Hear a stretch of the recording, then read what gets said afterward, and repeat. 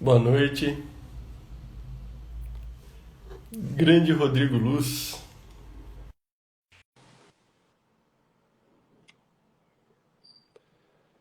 Boa noite a todo mundo.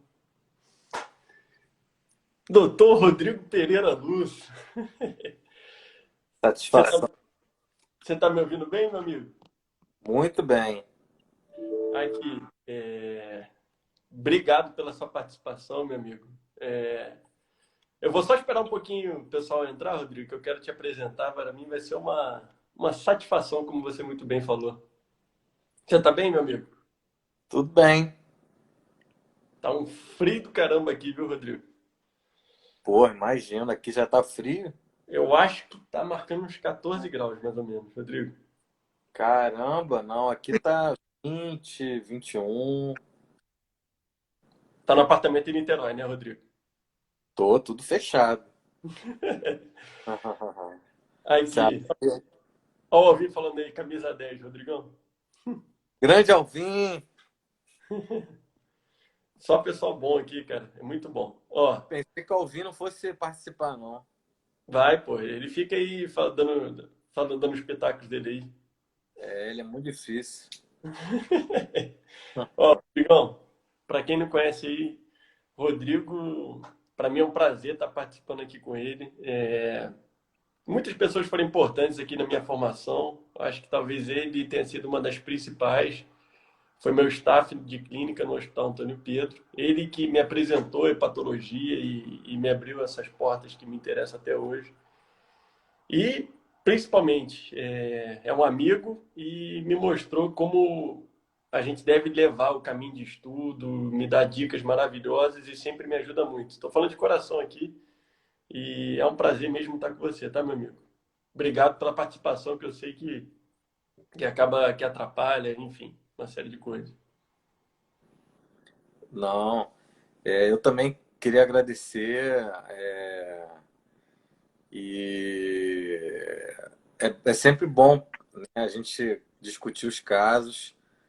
E você também, para mim, foi muito importante, né? Começou dando plantão na emergência e ficamos juntos na enfermaria. Depois você resolveu fazer gastro, eu te trouxe para o fundão.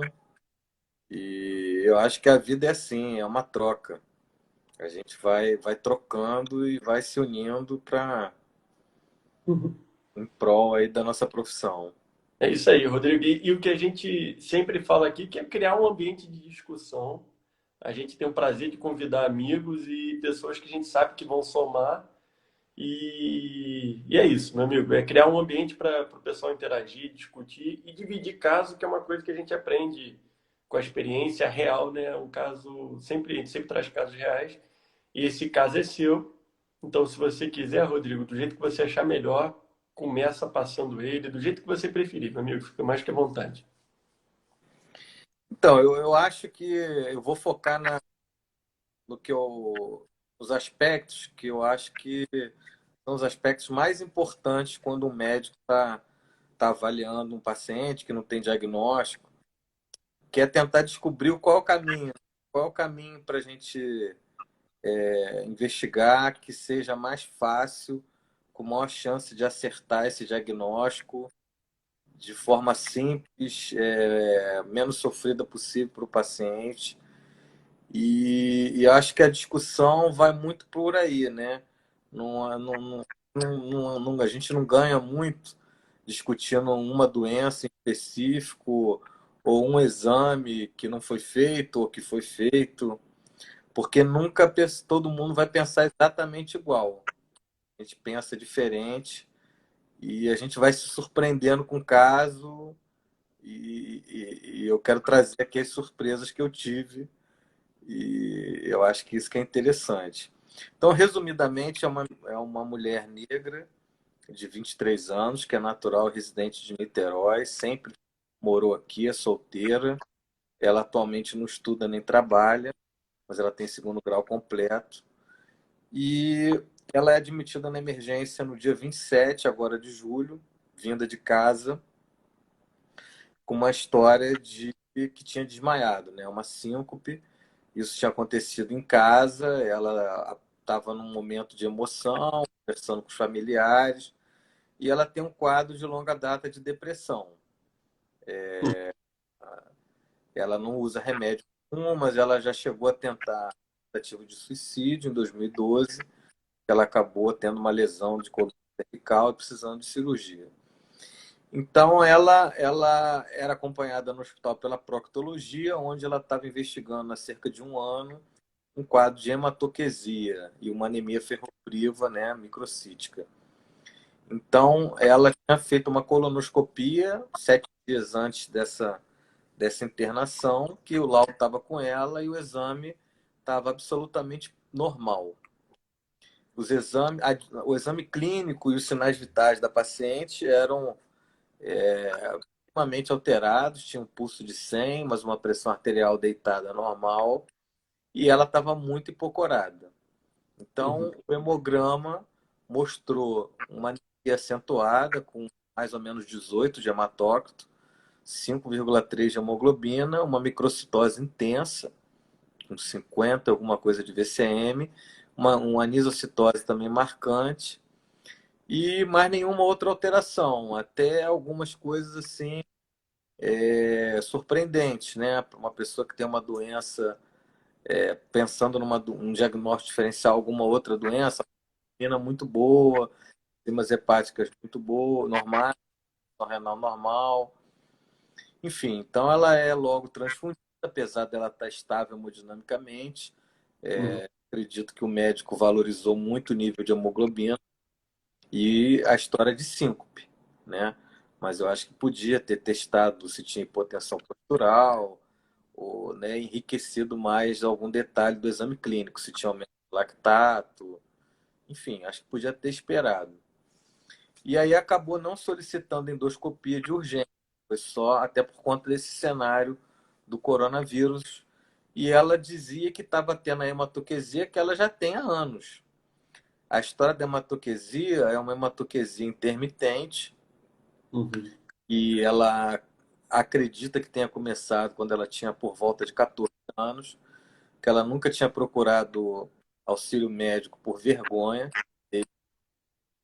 e que mais ou menos manteve o mesmo padrão de frequência e intensidade, né? Sempre com sangue vivo, e ultimamente esse sangramento não acontecia necessariamente durante a evacuação. A gente achou muito estranho, né? E ela, curiosamente, tinha um vídeo que ela mesma fez com o celular, que dava para ver o vaso sanitário com sangue vermelho vivo, sem fezes nenhuma, e pequenas quantidades de sangue saindo, né, da região anal, sangue totalmente vivo, sem fezes, sem muco, sem diarreia, nada. Ela não tem constipação, não tem dor abdominal, não tem alteração de peso, não tem enjoo, se alimenta bem. E ela tinha 2 exames de sangue no prontuário que ajudaram um pouco. Ajudaram a deixar a gente com mais dúvida, né, talvez. Ela tinha um exame de sangue de julho de 2019, onde ela tinha uma anemia com 10,3 de hemoglobina, um padrão totalmente de ferropriva, inclusive com cinética de ferro. E aí ela retorna em setembro também de 2019 e com essa hemoglobina já tinha subido para 11,8 e a microcitose tinha resolvido. Então, assim, essas coisas não parecia um sangramento constante, né? Senão ela não teria aumentado essa hemoglobina, que isso aconteceu fazendo ferro oral. E a gente perguntou se durante o preparo dessa colono recente ela tinha percebido que tinha sangrado mais. E ela disse que sim, mas vocês sabem que o preparo fica difícil, né? Que o paciente tem uma diarreia e o manitol com uma coisa também pode ter deixado a cor mais escura. E durante a enfermaria, ela está internada até hoje, a mesma hemoglobina desde o valor do hemograma após a transfusão, de 8,5. Não subiu nem caiu. E a cirurgia geral avaliou pela emergência, né, fez um exame proctológico no qual foi descrito um toque sem sangue e Uhum. ausência de lesões na inspeção. Foi feita uma tomografia contrária, né, para avaliar alguma lesão tumoral, né, e não foi evidenciada qualquer alteração gástrica, vascular, no delgado ou no cólon que tivesse desse alguma pista para o diagnóstico. Uhum. Uhum. E aí, continuo, você quer coisa? Não, então assim, para a gente não ficar dando muita aula, igual você mesmo falou, Rodrigo, mas mais para discutir o caso, né? Então, a gente está diante de uma moça jovem com uma hemorragia digestiva evidente, exteriorizando na forma de hematoquesia, né? Acompanhada de anemia ferropriva, provavelmente pela perda do trato gastrointestinal, e que teve uma síncope, provavelmente no contexto de anemia, alguma coisa desencadeou, ela ficou mais hipotensa, enfim, alguma coisa vasovagal, não sei. Mas com certeza a anemia corroborando para isso. E uma evolução intermitente e crônica dando uma repercussão nela. Ela está estável hemodinamicamente, mas gerando uma anemia que justifica a hemotransfusão dela, né? E aí, Rodrigo, eu acho que a grande discussão é como começar essa investigação, né? Por qual caminho que a gente vai começar? Porque a gente sempre fica, até teve um colega que perguntou aqui, não valeria a pena fazer endoscopia digestiva alta, independente de como exteriorizou o sangramento? A gente sabe que uma hemorragia digestiva alta pode sair com sangramento vivo, uma enterorragia, mas não é o mais habitual. Quando a gente tem uma hematoquesia, que é o sangramento que você nos trouxe, a gente está autorizando, a paciente que não está instável e a série vermelha estabilizou, pelo que você falou, ela aproveitou a transfusão, a hemorragia a gente brinca que é um campo, né, do endoscopista. Acho que o primeiro que vai tentar entender o que está acontecendo é o endoscopista. Então, para a gente tentar assim, organizar uma anemia ferropriva, então como é que a gente vai fazer essa investigação inicial? Eu acho que a colonoscopia talvez fosse o primeiro passo, mas você já botou aqui na história, ela já com quadro de anemia ferropriva, hematoquesia intermitente, já havia feito uma colonoscopia, que não tinha dado nenhuma lesão que justificasse. Aí uma coisa importante, Rodrigo, principalmente na investigação de hemorragia digestiva, na colono, e vocês chamaram atenção para isso, que eu achei fundamental, é botar como estava o preparo, porque às vezes a gente engole algumas coisas, né, de prontuário, de outros colegas, a colono normal. Só que é uma colono normal com um preparo ruim. Existe até uma classificação que a gente faz, e é recomendado que nós façamos, nem todo mundo, nem todos os serviços fazem, mas a gente está criando esse hábito, que é a classificação de Boston, que vê como é que está o preparo. Um Boston 6, 7 para cima, vai até 9, ele é um preparo considerado bom para a gente avaliar lesões pequenas e no contexto de hemorragia digestiva, eu acho que é bom porque senão te deixa passar alguma lesão. Então, eu só quis fazer essa ressalva porque às vezes a gente engole, né? Fez colono, tá normal, vamos prosseguir a investigação. Mas ela fez colono e estava normal com preparo que vocês chamaram atenção, não foi nem bom, foi excelente, né? Então, imagino eu que dê para ter como avaliar todas as paredes de forma adequada. Então, o primeiro exame você já enumerou para a gente, que foi a colonoscopia. O exame orificial, o de entrada, pelo menos, o que a cirurgia trouxe e falou que não tinha nada demais, ele é importante, mas assim, é o que você falou. Uma doença orificial, será que justifica tanto? E outra coisa, ela tem sangramentos sem ter evacuado, sem estar só limpando no papel higiênico. Então, são coisas que falam um pouco contra a etiologia ser orificial, né? Então, a gente está diante de um quadro um pouco fora da curva. É uma paciente jovem, com uma anemia ferropriva, por hematoquesia intermitente com o exame de entrada, que é a colono normal, né? E me parece que vocês lá atrás, já no contexto dessa mesma investigação, tinham uma endoscopia digestiva alta, que também não elucidou, né, Rodrigo? Acho que é isso, né, meu amigo?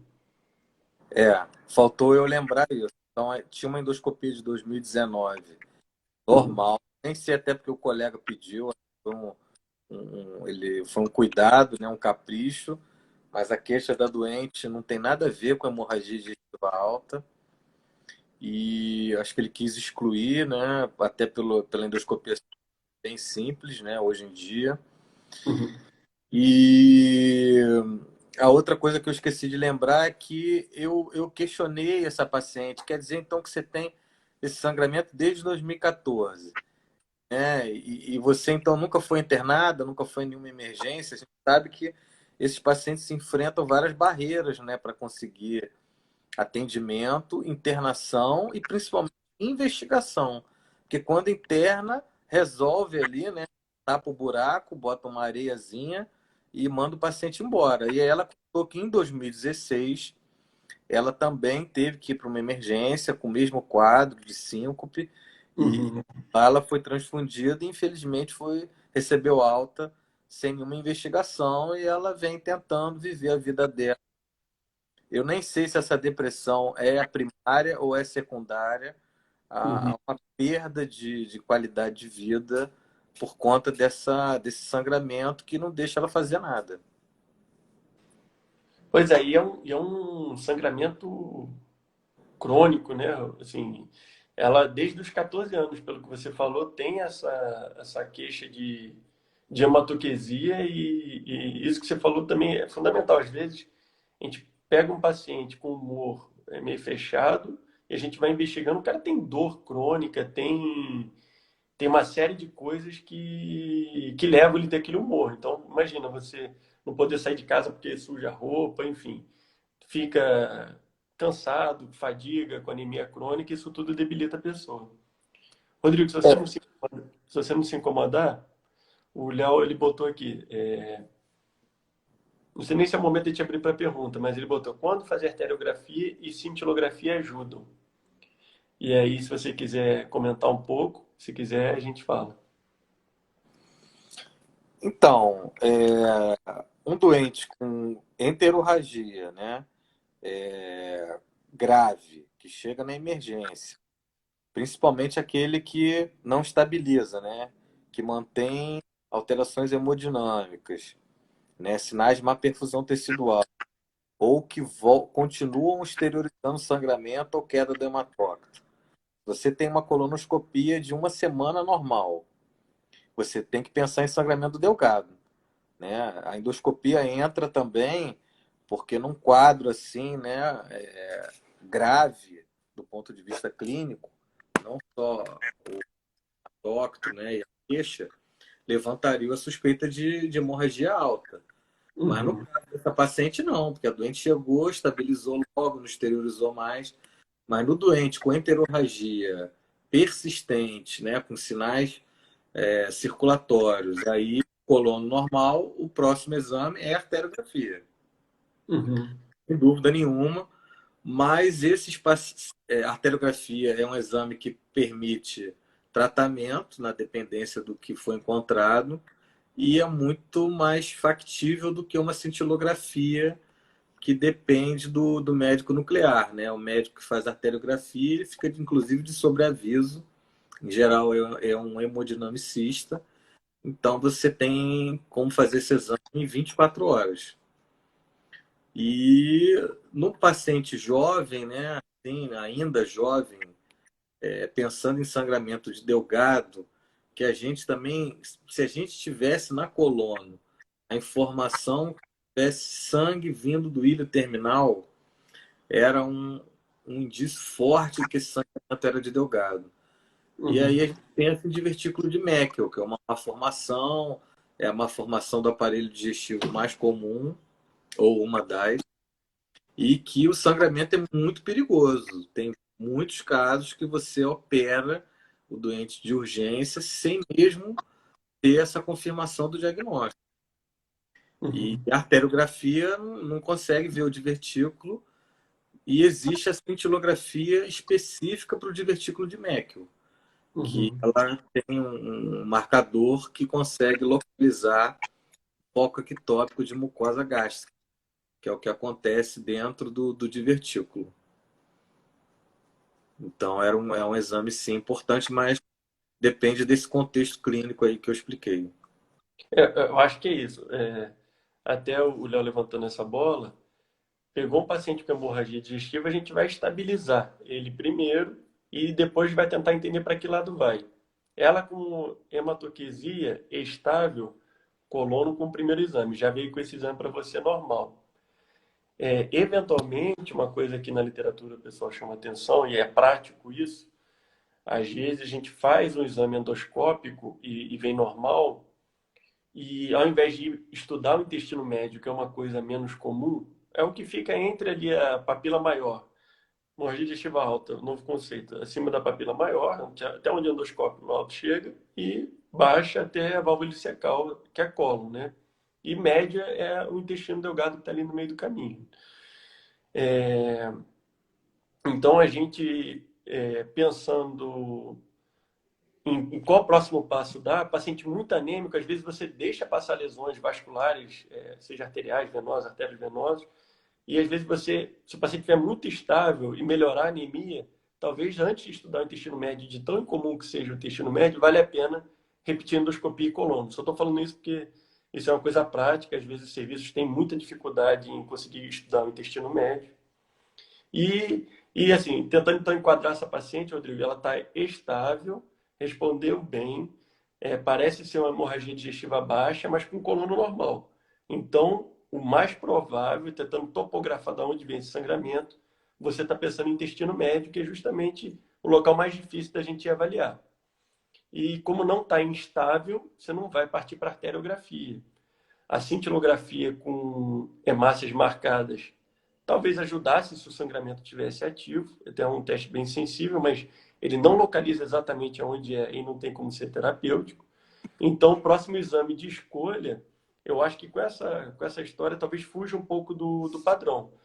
E aí eu não sei, assim, você chegou a fazer cintilografia para divertículo de Meckel, que é toda a nossa expectativa pela história dela ser jovem, sangramento intermitente, era uma ótima pedida.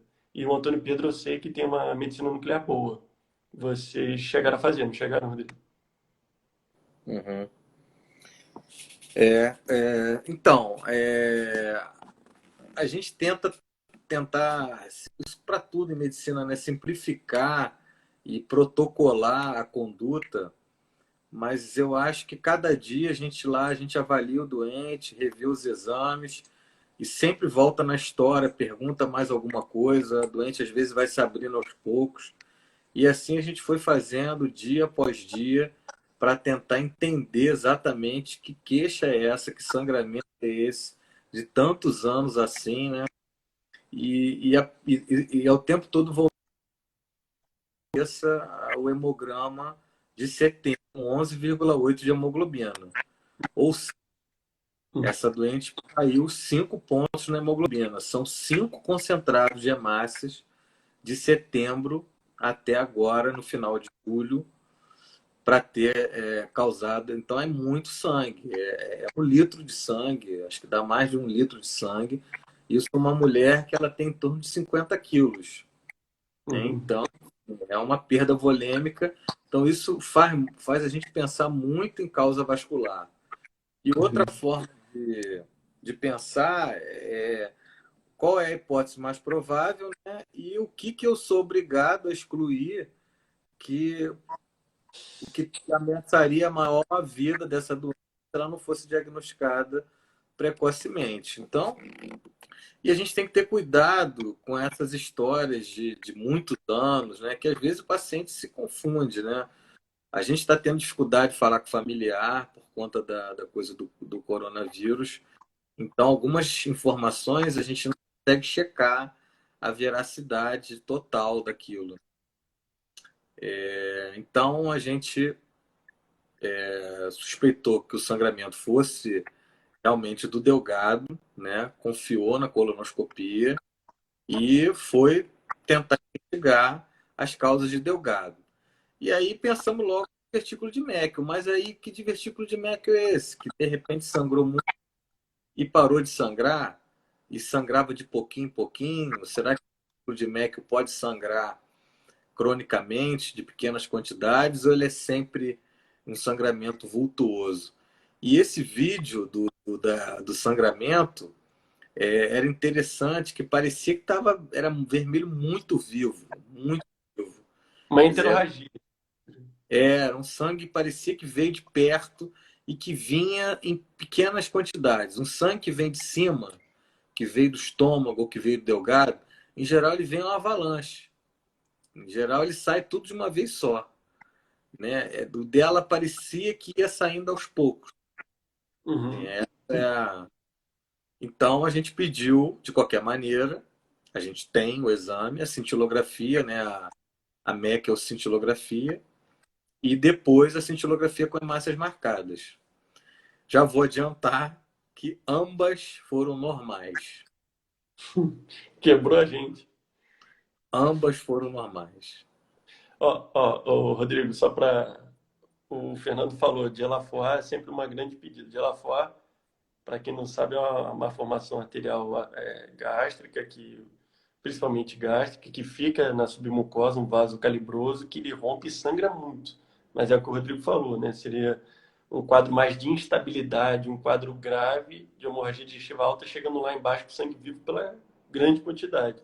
Então, por essas nuances, que é muito da realidade, né? A gente fica ali, na hematoquesia faz isso, melena tal, você faz isso.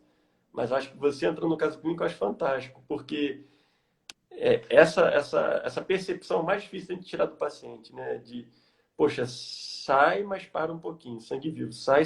Então é uma coisa baixa até que se prove o contrário. E você está confiando na avaliação proctológica inicial e na coluna, então o que está mais perto disso é o intestino médio. Então, você me conhece bem e sabe o quanto que eu acredito no histórico clínico, né? E hoje, mais do que no passado, a gente tem muitos exames e a gente fica, às vezes, ansioso para querer já escolher o melhor exame. E a gente, às vezes, está tentando encaixar a doença que a gente leu no doente. Porque de Lafoa a gente lê em qualquer lugar. A mochila do curso tem de Lafoa. E a gente viu pouquíssimas vezes, né? São coisas raras.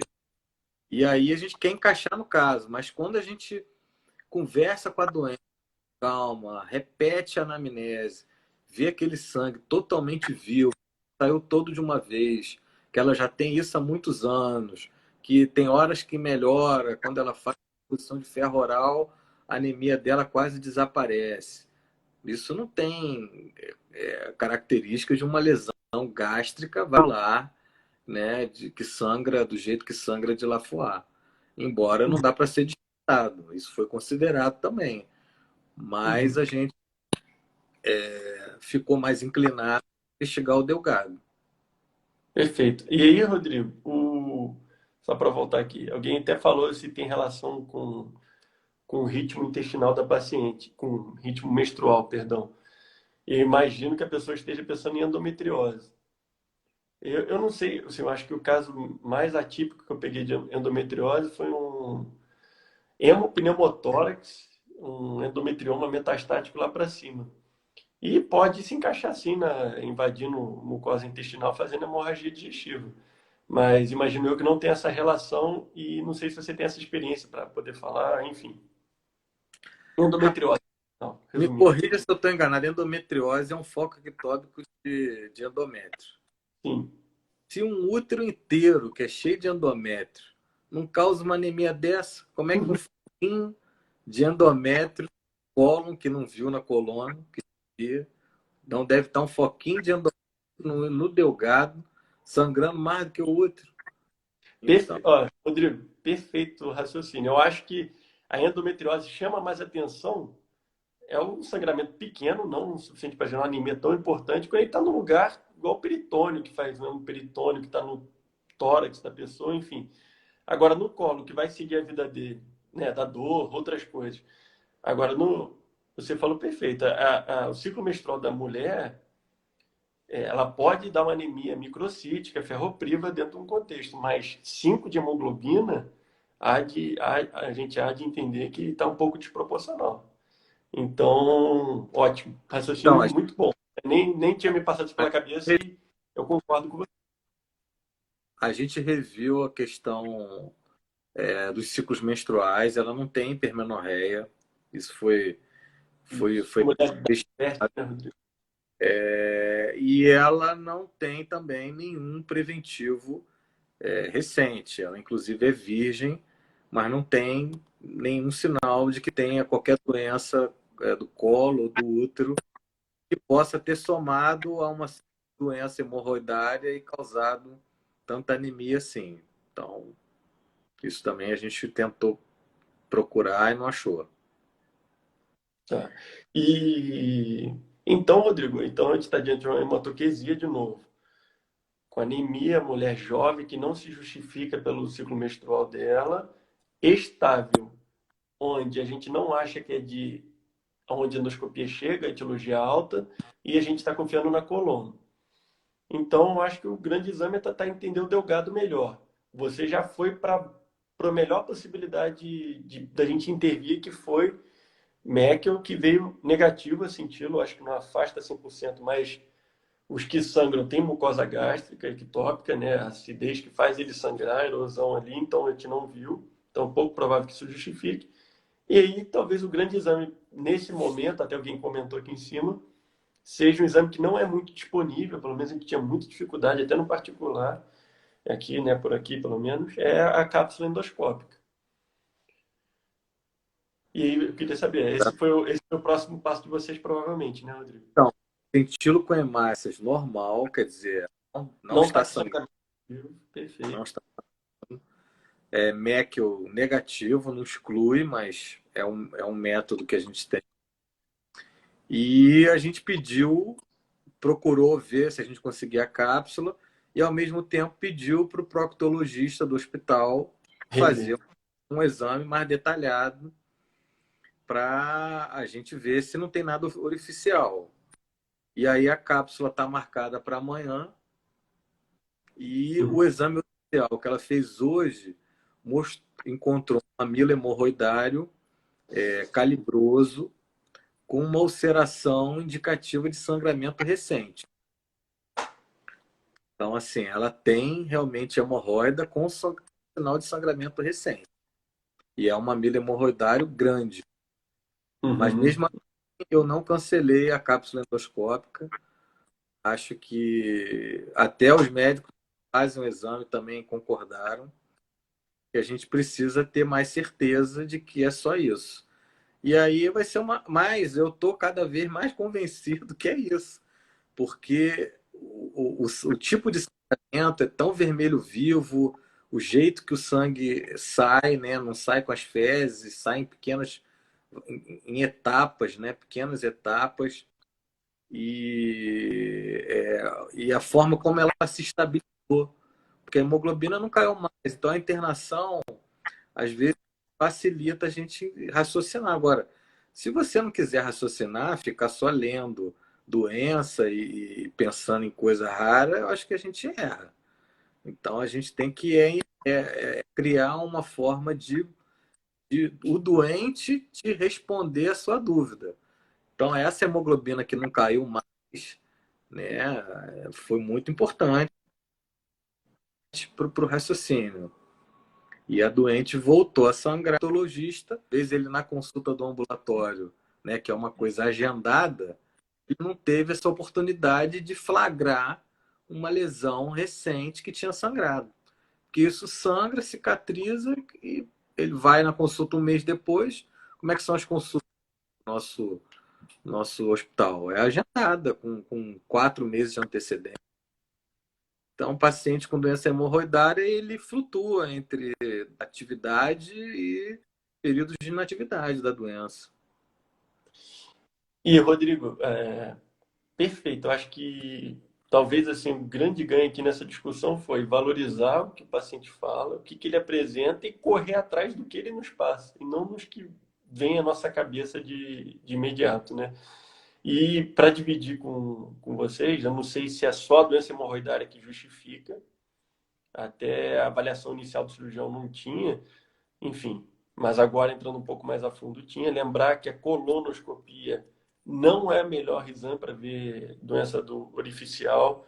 Eventualmente a gente consegue fazer uma retrovisão ali no reto e tentar enxergar melhor isso, mas não exclui uma doença grave de reto baixo, principalmente canal anal. Então isso tem uma coisa que sempre vale a pena o prócto ver, ou quem tem treinamento habilitado fazer isso. E eu tive um paciente que estava investigando uma hemorragia digestiva com anemia ferropriva grave, onde a gente viu uma doença hemorroidária avançadíssima, com um coágulo também, que é o que dá a dica de sangramento naquele momento, e tratou a doença hemorroidária e até agora ele está estável. A gente não teve a oportunidade de estudar o intestino médio dele, ele fez só a tomografia com contraste, que é outra coisa que a gente vem para diversas patologias brigando para ser o exame do abdômen, né? É o exame do abdômen, para, na minha opinião, é o que mais enriquece. Você mesmo sempre me fala isso, é o que mais traz dado. Então, a doença hemorroidária, às vezes, passa a perna na gente porque ela não dá tanta dor, igual a fissura. Às vezes, ela fica quietinha, só sangrando ali. E nem sempre é aquele sangramento quando a pessoa se higieniza. Ela pode muito bem sangrar sem você estar evacuando, o ato de evacuar, se higienizar. Agora, talvez não seja só isso, né, Rodrigo? Acho que eu concordo contigo em tentar em ver, porque é muita anemia. E outra coisa que você mesmo chamou atenção, uma menina jovem, magrinha, não é constipada, não usa antidepressivo. Até com essa história eu te interroguei se ela usava antidepressivo, porque isso constipa pra caramba. É um fator de risco para doença hemorroidária. Agora, por que que ela tem tanta doença hemorroidária que fica difícil a gente justificar, né, meu amigo? Olha, eu tô até agora sem acreditar que essa hemoglobina era 5, mas era 5 de hemoglobina. E você vê que provavelmente ela começou a sangrar mais já há algum tempo, porque ela tolera a hemoglobina 5, ela chega com um pulso de 100, mas uma pressão arterial totalmente normal, com uma Uhum. perfusão periférica boa, não sobe ureia, não sobe creatinina, e ela já tem muita microcitose. Então, se ela fosse um sangramento intenso e recente, como um de Elafoar, né, como foi tido, ou como uma lesão alta, ela não teria 50 e pouco de microcitose. Porque a microcitose é o valor médio das hemácias. Então, você tem que ter hemácias ali recém-formadas e hemácias que foram formadas há um mês, né? Até 120 dias atrás, que foram formadas sem ferro, por isso que elas são pequenas. Então, um VCM de 50 e pouco é quase eu falar aqui de uma forma assim exagerada que todas as hemácias são muito pequenas. Todas, aquelas que foram produzidas há 120 dias atrás, 100 dias, 90 dias. Então, uma lesão recente e a tolerância também à hemoglobina me faz entender que é muito mais provável que ela já vinha sangrando. Agora, é uma super hemorroida. Hemorroida é um tsunami. Pois é. Ó, Rodrigo, acho que essa discussão aqui está valendo ouro por entender, porque a gente às vezes vai no impulso, não, anemia é ferropriva, vamos fazer isso, isso, isso. Mas olha só a riqueza disso aí, é uma anemia que é mais antiga, por quê? Porque ela está estável, com hemoglobina muito baixa, tem já muita microcitose, tem muito RDW, então é uma coisa mais crônica, enfim. E às vezes a gente não vai conseguir explicar o motivo dessa doença hemorroidária, mas que ela tem, né, meu amigo? E apesar do exame inicial ter falado o contrário, que às vezes é difícil a avaliação do prócto, que é o padrão ouro, né, digamos assim, viu essa doença hemorroidária e eu já tive um paciente assim, exatamente a hemoglobina dele chegou a 5 e só melhorou quando operou. Foi investigado, ele precisava de inflamatório, uma colite erosiva, enfim, não vou fugir do assunto, mas essa riqueza na história de raciocínio clínico e tendência à anemia aguda ou crônica, como está acontecendo, eu acho que isso que é o difícil da medicina e da clínica médica e a gente vai ganhando experiência com isso. Então, eu te agradeço muito porque a gente, às vezes, a gente fica, diz que a hemorragia digestiva é um algoritmo, né? Se a gente for pegar alta, baixa, como se exterioriza, se é uma anemia evidente ou pouco evidente, né? Só com anemia ferropriva e sangue oculto positivo, e como você vai proceder daí. Mas a história eu acho maravilhosa. O pessoal está pedindo o resultado da cápsula e está pedindo para você trazer o caso aí, esse é o nosso amigo Bruno. E essa discussão é muito rica, meu amigo. Poxa, eu te agradeço muito. Não sei se você quer acrescentar alguma coisa além de, por favor, nos enviar o resultado da cápsula. E é muito prático, né? É um caso extremamente atual. É comum do nosso dia a dia pegar hemorragia digestiva. Às vezes a gente fica, poxa, o cara internou com hematoquesia, um senhorzinho. Vou fazer endoscopia de cara? Precisa realmente fazer endoscopia? Calma, olha o padrão da anemia, se é antigo, se não é, como exterioriza. Valorizar a história do paciente, que é o que vale ouro, né, Rodrigo? Eu acho que, às vezes, eu aprendo isso a cada dia. Cada dia que eu vou vendo mais paciente, eu vou valorizando mais a anamnese e menos sair fazendo um monte de coisa. É isso que eu aprendi com vocês lá no Antônio Pedro, meu amigo. Te agradeço muito. É isso aí, é a anamnese e você se questionar, né? Você levantar um raciocínio e tentar provar se você está certo, se você está errado, confrontando as informações que a gente já tinha com novas informações que a gente vai obtendo à medida que vai conhecendo mais detalhes do caso. Então, é um caso muito didático, todo mundo aprende e é assim mesmo. Agora, você vê que não tem moleza, né? E nada disso é fácil. Ter um proctologista experiente no hospital não é fácil. A avaliação do cirurgião é diferente. O proctologista avalia muito melhor. A gente está o tempo todo lidando com pacientes com problemas psiquiátricos e sem, às vezes, com pouca ciência sobre seus sintomas. E a gente, nesse caso, vai ter todos os exames, né? A cápsula ela começa amanhã e quinta-feira sai o resultado, faz a leitura. Então, quinta-feira eu boto aí no grupo. Tá ótimo, Tá? Rodrigo. Tá ótimo. E é isso, meu amigo. Só para lembrar aqui, já que a gente está falando de cápsula, só tomar cuidado se o paciente tiver qualquer sintoma de suboclusão intestinal. Há uma contraindicação nesse sentido, e basicamente essa. É um ótimo exame diagnóstico, né? Para tentar entender se tem alguma coisa a mais. E que bom que a gente está conseguindo ter acesso a isso tudo, viu, Rodrigo? E, enfim, de novo, obrigado. Meu grande exemplo aí, meu amigo Rodrigo. Espero que você venha mais vezes. O Só me, Brunão também. Como é que é? só me convidar. É um prazer, meu amigo. É um prazer. Tá? E obrigado aí pela ajuda de sempre, tá, Rodrigo? Se você precisar aí, a gente Valeu. está junto. Uma boa noite a Falou. todo mundo. Obrigado por ter ouvido a gente. Boa Então, noite. aqui o caso foge um pouco da discussão em si, mas acrescenta muito de valorizar o padrão de como as coisas vão aparecendo no paciente, que eu acho que é o grande lance do clínico, né? E com essa calma. Boa noite, tá, pessoal? Fica com Deus, meu amigo. Abraço. Obrigado, Rodrigo.